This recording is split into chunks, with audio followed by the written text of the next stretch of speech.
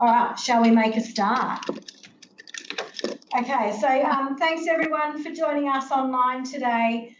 It's my pleasure to introduce Tonya Carslake. Tonya is the principal of Morawa District High School. She's going to be sharing with us a focus on what matters most, and Tonya's school was really worked really hard to win one of the WA Education Awards last year in the area of leadership. So we'll hear from Tonya, and then we'll be able to have some questions and conversations as well. You know, Tonya's context, it can be really tricky at times, and it'll be great to hear from Tonya about, you know, the growth of her community, the growth of her staff, and what she's put in place, you know, to support Morawa District High School being the fantastic school that it is. So over to you, Tonya. Thanks so much for joining us today. Oh, thank you, Diane. Thank you for that warm introduction, and good afternoon, everyone. Firstly, I'd like to acknowledge the traditional custodians of this land on which we're meeting today. For me, that's the Yamatji people and all First Nations people, and pay my respects to the elders past, present and emerging. So for us, those photos, that's beautiful. Oh, thank you. For us, I guess we had a real reset of our leadership journey, our school vision and everything we stood for back in 2017 and 2018, when myself and my deputy, Tracy Tapscott, attended the Leading School Improvement PL, and I still recommend it to anyone I work with. We've got the privilege of being a quality teaching lead school this year, and that professional learning it was just amazing. So that really reset our school improvement agenda and made us really reset our preconditions for learning. So at Morawa District High School, we are a kindergarten to year 12 school, 220 students, a 42% Aboriginal population. We're set in the farming community of Morawa, and we have about an equal split primary, secondary. Our secondary kids come in from our various neighbouring towns, Three Springs, Prendru, Minganyu, Yalgoo and Mullawa. So we feel really privileged to be able to serve this community. I'm a local girl, came to school here myself, and I'm passionate about making sure our students get every opportunity that their counterparts can. So we work really hard, and that's not just myself, that's a good 70% of my staff are local, and so we're really, really committed to making sure we do what we can to make this school the best school it can be. So Morawa District High School's vision is growing good people, which is shared by all staff, our students and our school community, and everyone talks it. It's embedded through our business plan, our operational plans and our school and classroom plans. Each and every day we talk it. We are here to grow good people. That's you and me. We provide strong leadership, of course, through myself, my deputies and leadership team. We have our middle leaders, teachers, right through to our education assistants and MCSs right across the school. We have multiple layers of leadership that have been built and nurtured right through to ensure that we can provide a really strong quality education for our students in a really caring and nurturing rural environment. And it's a workplace where we feel staff can thrive, and although it's tricky to attract staff to the country, we really pride ourselves on being able to retain them, because once we get them here with our supportive model, we really do. We keep our graduates 4, 5, 6 years and much longer, and they become leaders. So it's really good. But today I'm going to talk to you about a focus on what matters most and unpack what we've done on that school improvement journey and through the lens of the standard of the Public School Review. So in terms of leadership, I've talked to you about that we have that shared vision, growing good people. It guides our business plan. This is the third business plan under our new vision. So we're working under a new business plan this year, and as Di mentioned, we were really privileged in last year to win the WA Education Week Awards for leadership and be shortlisted in the top 4 primary schools for excellence in quality teaching. So we were really proud of that. We're really proud of the work our staff do. That business plan aligns to our operational plans, and all our classroom plans are aligned through that. And as I said, we have multiple layers of leadership.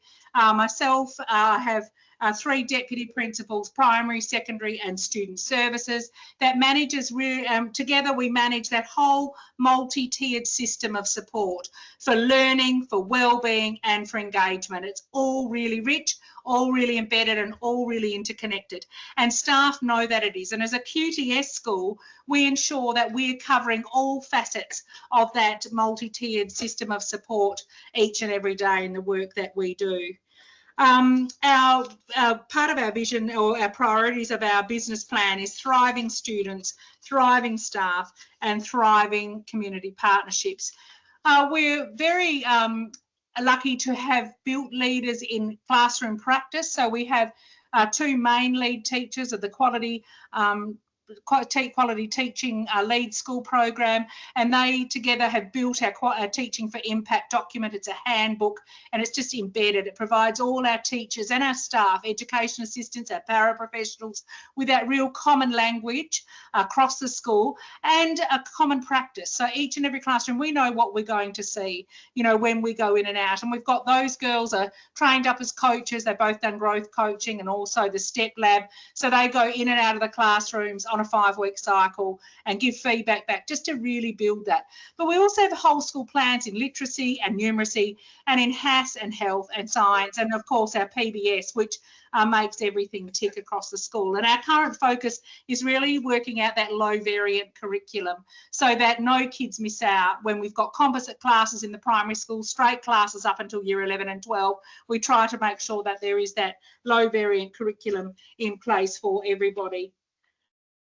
So in the learning environment, I mentioned about the multi-tiered system of support. We have a really strong student health and wellbeing plan that fits within that, in that student services model. We're really fortunate to have a student health and wellbeing officer work closely with our school psychologist and our deputy for SAYA or student services and ourselves. The whole leadership team have a really streamlined process and nothing becomes too big. We're really preventative, putting in those measures early, strong social emotional program, friendly schools across the school paths in the junior primary, making sure we embed the respectful relationships where we can and all those protective behaviours. So really putting the care of our kids first all the time.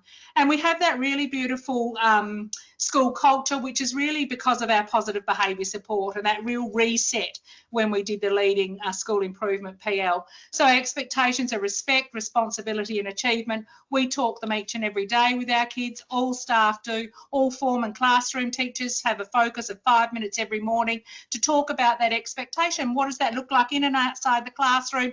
I do a morning announcement each and every day, which sets the tone for the school, or one of my DPs if I'm away. So it's a good morning. This is our focus. This is what it's going to look like. We talk it all the time. The kids know their routines. Their routines are really strong. You know, it's a line up, it's a greeting as you come in, a key to get out of the class at every lesson. And we've had a real focus on building those and strengthening those all the time. So the culture of the school is really calm. It's really beautiful because we put the hard work in. It's all low variant. Everything we do, we know what we've got to do, and each and every teacher does that. And through coaching and mentoring, the teachers soon pick up what they have to do. Now, coming on next year, we have 3 more new international recruitment teachers. I've had 3 of my teachers go out on maternity leave. So we start again, but we reset all the time. We are a really culturally responsive school. We feel like we can always make that better to get those learning conditions right for everyone across the school. We've got a high Aboriginal population, so we're really cognitive of that to make sure that we're culturally responsive in terms of the school environment, the learning environment, the art we see, the teaching programs. We run the Shooting Stars program and the Stephen Markle program, and I'll talk to you about that a bit later. We also try to embed that national quality standards, not just in our kindergarten to year 2, but across the school, and really talk about that belonging, becoming and being, with a really rich and engaging learning environments for all students, and that can really support their learning. Our relationships and partnerships, of course, are just so strong. And I talk it to the staff each and every time I present to them. It's all about relationships, relationships, relationships. It's relationships with each other, with us and our students. Students will thrive. They will feel cared. Their well-being will be fully supported if they have a relationship with you. So that's so important from the time they come into school, into the classroom, or time our staff start working with us. We are respectful and friendly, and we build that positive relationship straight away, right down to those kids who come in late. It's not a late note, it's a welcome to school. I'm glad you're here. Let's get you straight into class. It's all about really being supportive and one big family. So relationships, relationships, relationships, and it works. So our strong relationships not only extend beyond the staff and students, of course. We have a really strong school community, live in this really lovely, rich farming community. So we have a strong school board. We have Aboriginal parents and elders on there that represent that part of the community as well. A strong P&C, you know, they raise, you know, equivalent to about $50,000 every year for our school through op shop balls or brain drives or, you know, quiz nights. They're just amazing. We have really strong partnerships there. They want to be a partner in their child's education. We have a cultural reference group with traditional elders on, parents, work together with our AEIOs to try and get the very best we can for our school. And as some of you may know, we have a really strong Midwest NAIDOC event. It's here out in Morawa, held each and every year, and our children perform, do dances, and we have a really strong music program where our students learn to sing in language, in Wodjeri, and it's just beautiful. They write original songs in our really rich music program at school, so that's great. And we've been fortunate this year to get a Creative Arts in Schools grant, so we've been working with a band of Yamaji people from Geraldton, actually, called the Carlo Rockers, and we've had lots of students right across the school with our music teacher write new songs, and they'll be performing them for our Christmas Street Festival and into NAIDOC and new Morawa school songs. So it's really rich. Our cultural responsiveness can always get better, but we feel we're in a really good space now, and it can only get better. Our quality teaching, I've talked to you about that. We are a quality teaching lead school. Teaching for impact just informs everything we do. When we talk about multi-tiered systems of support, I always refer back to that teaching for impact and all those elements, those highlighted words within the teaching for impact, so that you can unpack each and every time you meet with staff in collaborative planning, in our professional development days. It guides our handbook. We have a wonderful handbook for teaching for impact, really based on that Teach Well. 70% of our staff are trained in Teach Well. We'll upskill as soon as they come in, all on that explicit teaching. We've had I guess, a pedagogical framework for as long as I've been here as principal, since 2008, but based on the Madeline Hunter's old CMS, lesson design, good quality lesson design, like we were all taught when we were at uni, based on that, and we've just enriched it and really made sure that it meets all the needs of our staff, our students. So really the lesson design is based on always having what they expect, you know, from the students, up on the I do, we do, you do, their success criteria, you know, all of those things, checking for understanding constantly, having a good daily review built in, that all of those things is really rich, and we align that to our classroom observation, and the coaches go in and they'll have a focus. They set a goal, a 5-week goal with teachers, and they go in and do classroom observations that are not evaluative, you know, they're just in there. It's really safe, supportive model, and then they start building on it. So we know that all those teachers are on a journey of embedding, excuse me, the teaching for impact model. And it really brings all those elements together, as I've said, with a high common language, high expectations across our school regarding quality teaching, and it really makes sure that all classrooms look the same when we're in and out.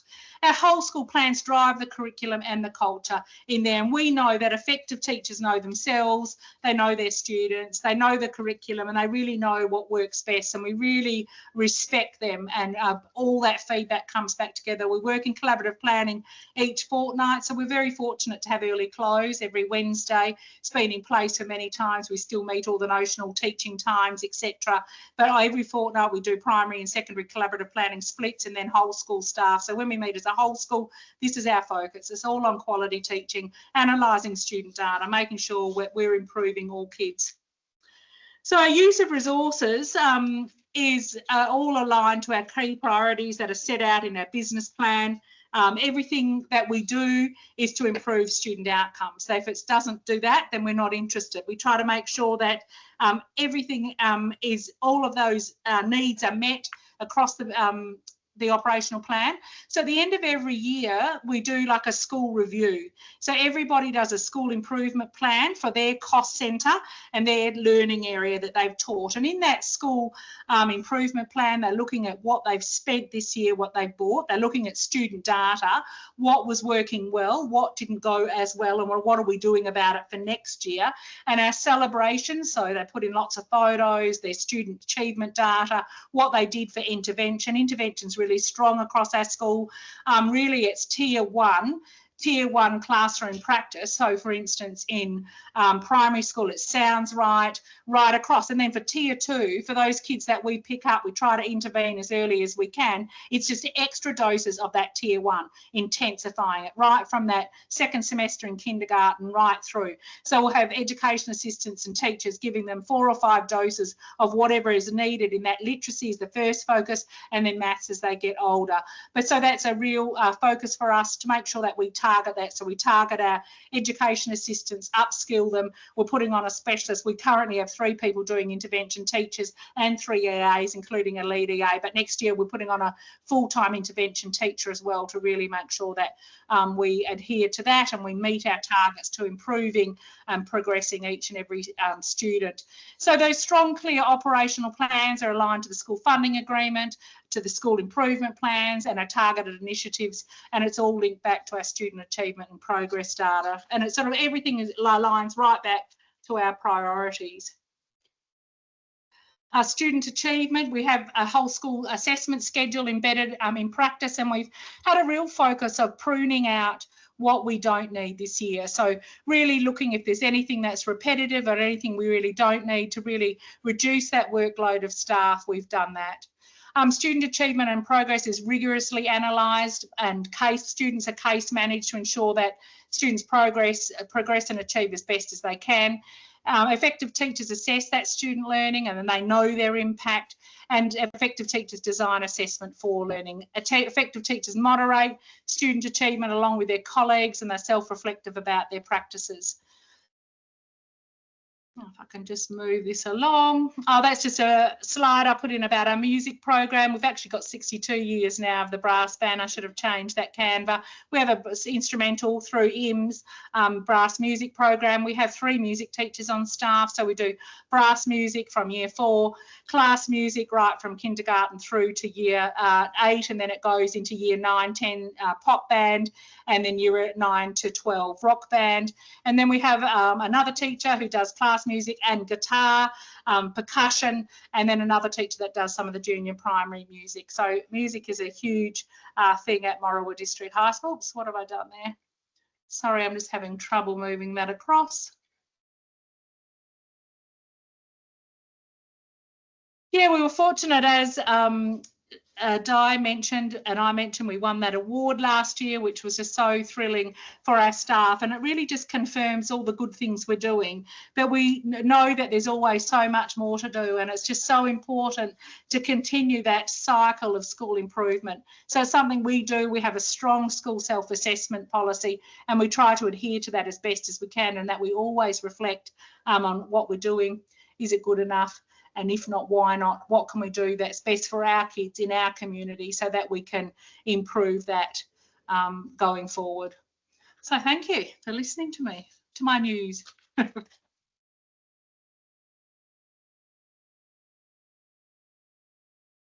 hear you, Di. Are you talking? You must have your microphone off. There we are. It was just not clicking off.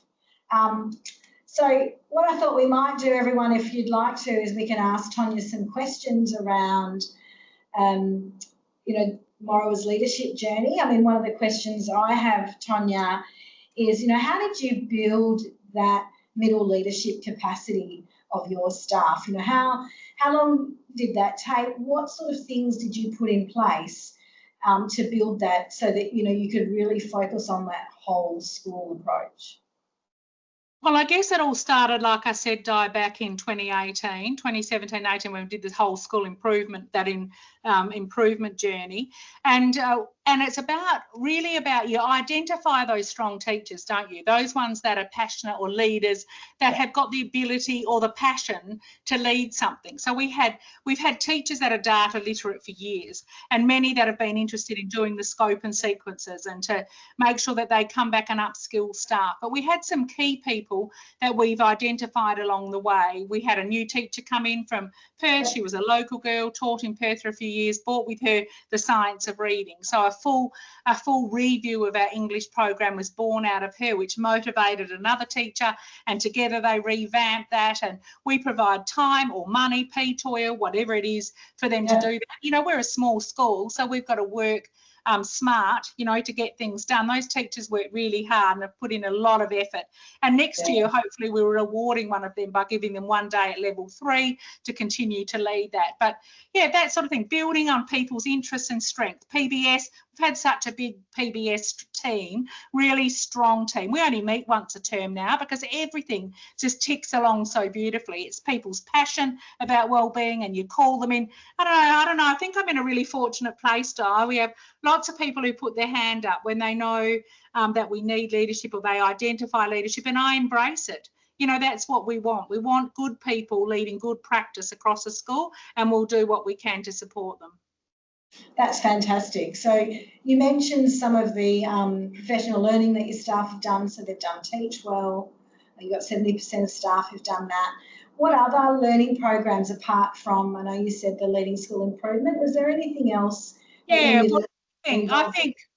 I think it's essential all staff do the 4 modules of PBS, so that we start with that. And CMS, as soon as I can identify that those teachers need to strengthen their behaviour management in classrooms, they do the foundational program instantly. Every year we'd have 2 or 3 people doing both of those. We've got our very fortunate to have our student services deputy will upskill staff now in those modules as soon as they come in. It's part of our strong induction. So this is PBS, this is CMS. We've had a really strong relationship with the West Coast Speech and Language team, and we can attribute a lot of our success, which comes from the early years. It's built from the early years. We've had great NAPLAN results year 3 and year 5 for a few years in a row, and it really is down to that really explicit teaching in the early years. So the West Coast Speech and Language team did a lot with us, building literacy-based units and all of those things, making sure we have really strong programs in place. Hegarty sounds right. Upskilling a lot of our primary staff have all done the Key Literacy Leaders program, that 4-day, a big commitment, but so they get it. They get the science of reading and they understand all of that. So that's really essential. For maths, you know, we're empowering leaders of mathematics school, really strong across the school. And so Tracy, our deputy, and one of our primary teachers who's passionate about it, that's their job in part of their induction, is to upskill staff to be using those diagnostic tasks, which are just like the First Steps diagnostic task, just reviewed. That real additive and multiplicative thinking is just so important. What else? That's probably the key. Science in reading, you know, we're really big on that. We're fortunate that we've started a partnership with Allendale Primary School and Serpentine to really look at those knowledge-based units now in the upper primary. So that's been great, and staff have been upskilling themselves and working with that, and OCA, of course, to get all of that right.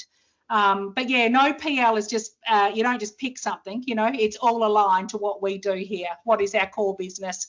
Yeah. That's great. So in terms of, you know, you talked a lot about community as well. How have you engaged the community along this sort of leadership journey?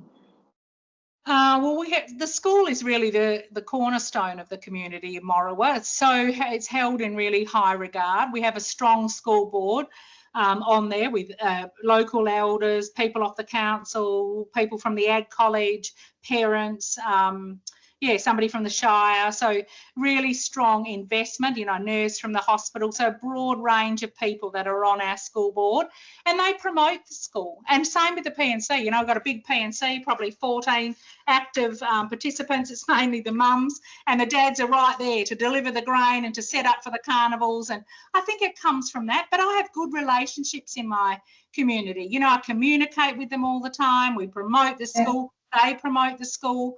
It's all built on relationships, isn't it, Di? Strong, positive, warm, friendly relationships, and that we're out and about and we sell the school in that way, and they know we're here for the right reasons for their kids. That's fantastic.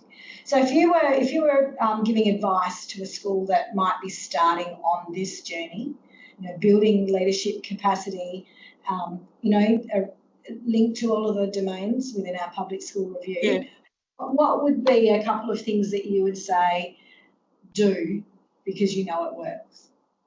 Well, I think the first thing I would say to any new principal or anyone starting off in a new school that had to undertake that new leadership journey would be to complete the Leading School Improvement Program at the Professional Learning Institute, without doubt. I've done many things. That is by far the best. It is outstanding. It leads everything you do for school improvement.